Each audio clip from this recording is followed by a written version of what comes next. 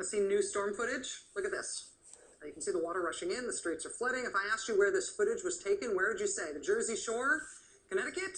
No, actually, this is Cleveland, Ohio, 500 miles from the Atlantic coast. This was shot yesterday. Sandy knocked out power for 250,000 people in and around Cleveland for 3 days at least. Sandy's having a very real local impact on Ohio residents' lives. But Sandy's march through Ohio also has a national impact because Ohio, of course, is the most crucial of all the swing states. Ohio, for example, is big on early voting. They camp out for it there.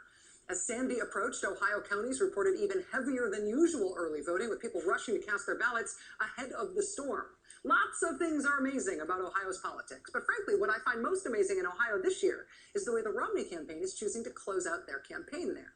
Remember when Mr. Romney campaigned on that flat-out lie that President Obama was getting rid of the work requirement for welfare, even though President Obama did no such thing? Well, now Mr. Romney is back with a new ad in Ohio with that same old lie about welfare. They brought it back to the end of the campaign.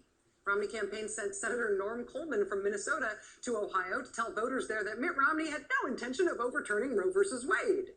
Even though Mitt Romney himself says he would do everything he could to overturn Roe versus Wade, he says if that happened, he'd be delighted to sign a bill banning all abortion at the federal level. Then last week in Ohio, Mr. Romney made a mistake, an out-and-out gaffe. I saw a story today that one of the great manufacturers in this state, Jeep, now owned by the Italians, is thinking of moving all production to China. Not true. Totally false. Jeep is not doing that.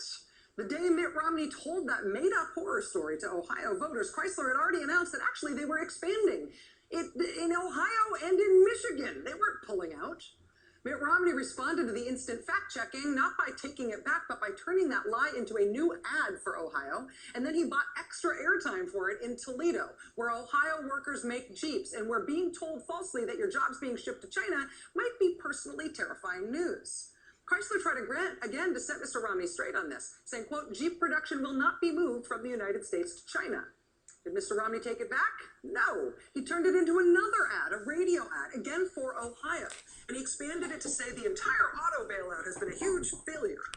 That drew another car company into the fact check, GM, which had been saved, of course, by the auto bailout. A GM spokesman telling the press, quote, we've clearly entered some parallel universe. Also from GM, he said, at this stage, we're looking at Hubble telescope-length distances between campaign ads and reality.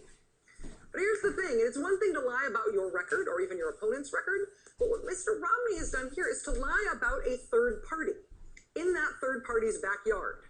And you can tell that Mr. Romney's Ohio lie about Jeep is not going to work in Ohio, in part because Ohio voters follow the car industry like it's the local football team. And the Romney campaign's running these ads in Youngstown, for example. Take a look at the Youngstown Vindicator, the kind of reporting they were doing back in July on a local plant. Quote, I think part of this relates to our focus on quality and making sure parts are right so we don't pass problems further up the line, said somebody's cousin. Here's the Youngstown paper in August on a plant expanding. Quote, good news would be welcomed at the plant where recent months have seen rumors of production cuts and whether the plant's third shift was in peril. Call Aunt Nellie and tell her we're going to be fine. I mean, when GM workers get transferred away or welcomed back, it's hometown news. In Ohio, it's your sister-in-law, it's your dad. This is you, right? Look at this from the Toledo Blade. The most read business stories today in the Blade. In this town where Mitt Romney's running his made-up story about Chrysler and Jeeps. Number one, Marchione refutes Romney's statement. Would you know who this unidentified Marchione is enough to make this the most popular story in your paper? The Toledo Blade audience knows who this is. When Chrysler CEO Sergio Marchione again says they're not moving Jeep jobs to China, that is big hometown paper news. And when you as a candidate lie to the hometown crowd about the hometown news, you cannot expect that lie to float. And it is not floating.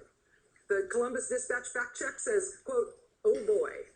Cleveland Plain Dealers editorial says, quote, flailing in Ohio, Romney rolls out Jeep ploy. Say what you want about Mr. Romney's overall relationship with the truth throughout this campaign. Say he's prone to gaffes or misstatements, call them fibs, call them lies. Now that he is finishing his campaign in Ohio with a lie about Ohio that Ohio knows is a lie, you can just call this one a mistake. Now it's time for the last word with Lawrence O'Donnell. Have a great night.